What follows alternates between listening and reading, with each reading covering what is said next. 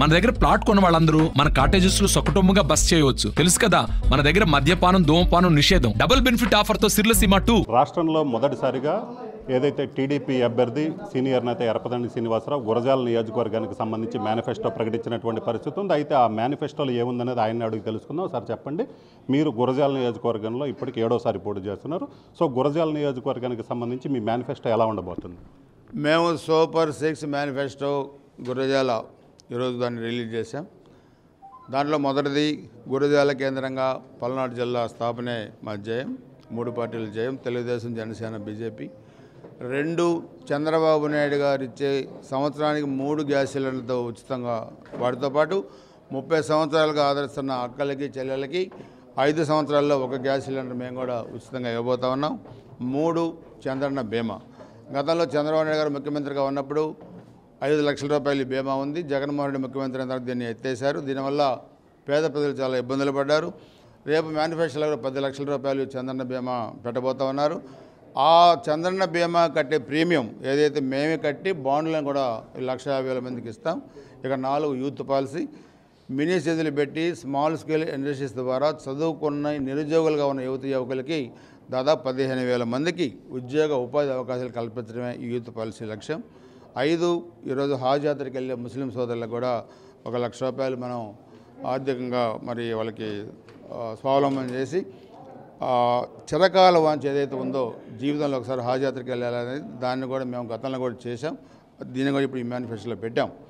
6, ఏదైతే క్రిస్టియన్ సోదరులు ఉన్నారో వాళ్ళు యేసుప్రభు మాల వేసుకొని వేళాంగిని వెళ్ళడానికి కూడా గతంలో కూడా మేము బస్సు సౌకర్యం కల్పించాం. ఇప్పుడు పూర్తిగా ఎంతమంది అయితే ఉన్నారో అంతమందికి ఉచితంగా బస్సు సౌకర్యం కల్పించి అది కూడా చేయబోతా ఉన్నాం.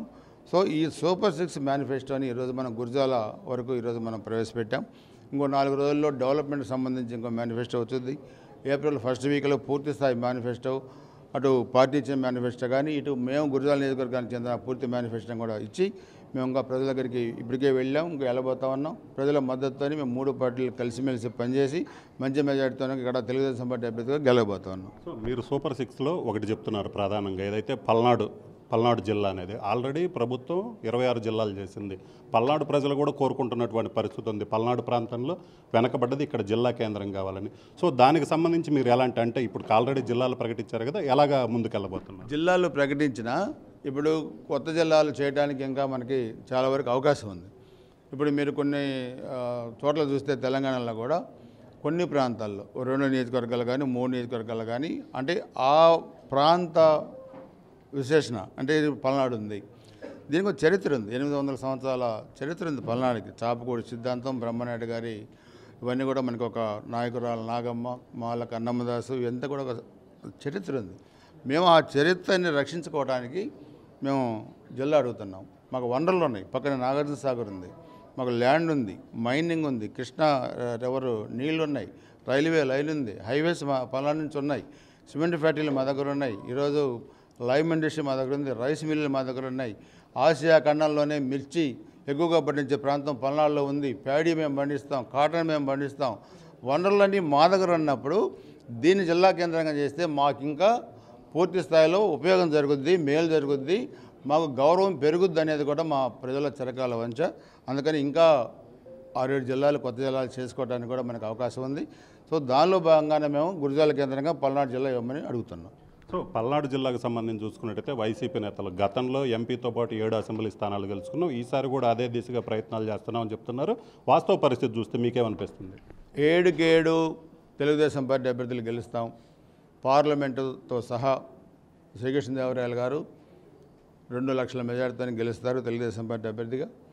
ఇక్కడ కూడా చూస్తే ఈ జిల్లాలో 7 తెలుగుదేశం పార్టీ అభ్యర్థులు గెలవబోతున్నాం. ఈ నరహంతక ప్రభుత్వాన్ని, వైసీపీ ప్రభుత్వాన్ని కోకడ వేళ్లతో పెగిలించి ఇంటికి పంపించడమే మా జయం.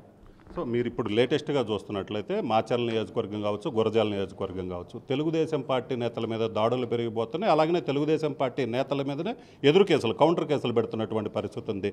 సో ఇంత సిట్యుయేషన్లో మీరు ఎన్నికల అధికారులకు కావచ్చు, పోలీసులకు ఫిర్యాదు చేసినా కూడా పట్టించుకోవట్లేదు. ఇలాంటి వాటిని ఎలా ఓవర్కమ్ చేస్తారు? పట్టించుకునే అధికారులే నిన్న ఎలక్షన్ కమిషన్ పిలిచింది 3 ఎస్పీలని. అందుకని వీళ్ళకి అధికారం శాశ్వతం కాదు, అధికారం మారుతూ ఉంటుంది రాజకీయ పార్టీల మధ్య. రేపు అధికారం మాకు వచ్చింది. అందుకనే వైసీపీ వాళ్ళ మాటలని అడ్డగోలుగా వివరించిన అధికారుల మీద చర్యలు ఉంటాయి, విచారణ జరిపిస్తాం. ఎందుకు చర్యలు తీసుకోవట్లేదని నిన్న ఎలక్షన్ కమిషన్ ప్రశ్నించింది. రేపు మేము కూడా ఎంక్వైరీ చేస్తాం. వీళ్ళందరూ కూడా అడ్డగోలుగా వైసీపీ కార్యకర్తలాగా ప్రవర్తించిన అధికారులందరూ కూడా రేపు ఇంటికి పోవాలా. వాళ్ళకి అన్ని విధాలుగా కూడా చట్టపరంగా కూడా వాళ్ళ మీద చర్యలు తీసుకోవడం జరుగుతుంది. గతంలో కూడా చాలా దాడులు జరిగినాయి, పల్నాడు ప్రాంతంలో హత్యలు జరిగినాయి. గతంలో కాంగ్రెస్ ప్రభుత్వం ఉన్నప్పుడు జరిగినాయి, ఇప్పుడు 5 సంవత్సరాలు జరిగినాయి. ఎన్ని జరిగినా ఇప్పుడు మీకు ఒక్క ఉదాహరణ చెప్తా. తోట చంద్రయ్య ఆయన నడి బజార్లో గొంతు కోస్తూ జై జగన్ అన్నారు. మీరు నన్ను గొంతు కోసి చంపుతున్నారు, నేను చనిపోవడానికి సిద్ధపడతా కానీ నేను జై జగన్ అనను, జై చంద్రబాబు, జై తెలుగుదేశం అంటానని చనిపోయాడు. ఆ ఒక్క ఉదాహరణ చాలు. పల్నాడులో గొంతులు కోస్తున్న, రక్తం కారుతున్న తెలుగుదేశం జెండాను వదిలిపెట్టరు తెలుగుదేశం పార్టీ కార్యకర్తల అభిమానులు. కాకపోతే ఖచ్చితంగా వాళ్ళు ఏం చేసినా వాళ్ళ అరాచకాలకి పాతరేస్తాం, వాళ్ళ అరాచకాలకు అడ్డుకట్ట వేస్తాం. వాళ్ళకు వంతబాడిన అధికారులను కూడా వదిలిపెట్టే సమస్య లేదు. వాళ్ళకి ఖచ్చితంగా చట్ట ప్రకారం శిక్షలు తప్పవు. మేము ఎన్ని అవాంతరాలు ఎదురైనా తప్పకుండా ఎదురొడ్డి పోరాడతాం. తెలుగుదేశం జెండాన్ని గురజాల మాచల్ నియోజకవర్గంతో పాటు ఈ 7 నియోజకవర్గాలు కూడా ఎగరేస్తాం. సో ఇది పరిస్థితి. మొత్తం మీద చూసుకున్నట్లయితే గతంలో పరిస్థితి లేదు. ఖచ్చితంగా వైసీపీ నేతలు ఏదైతే అరాచక పాలన చేస్తున్నారో ఆ అరాచక పాలనకి చర్మగీత పాల్తాం. పల్నాడు జిల్లాలోని ఎంపీతో పాటు 7 అసెంబ్లీ నియోజకవర్గాల్లో కూడా తెలుగుదేశం పార్టీ అభ్యర్థులు ఘన విజయం సాధించడం ఖాయమని చెప్తున్నారు. కెమెరామెన్ సిద్ధుతో రామారావు, ఆర్టీవీ గుంటూరు జిల్లా. మరిన్ని వీడియోస్ కోసం ఛానల్ ని సబ్స్క్రైబ్ చేయండి. లేటెస్ట్ అప్డేట్స్ కోసం వాట్సాప్ ఛానల్ ని ఫాలో చేయండి. అండ్ లింక్ డిస్క్రిప్షన్ లో ఉంది.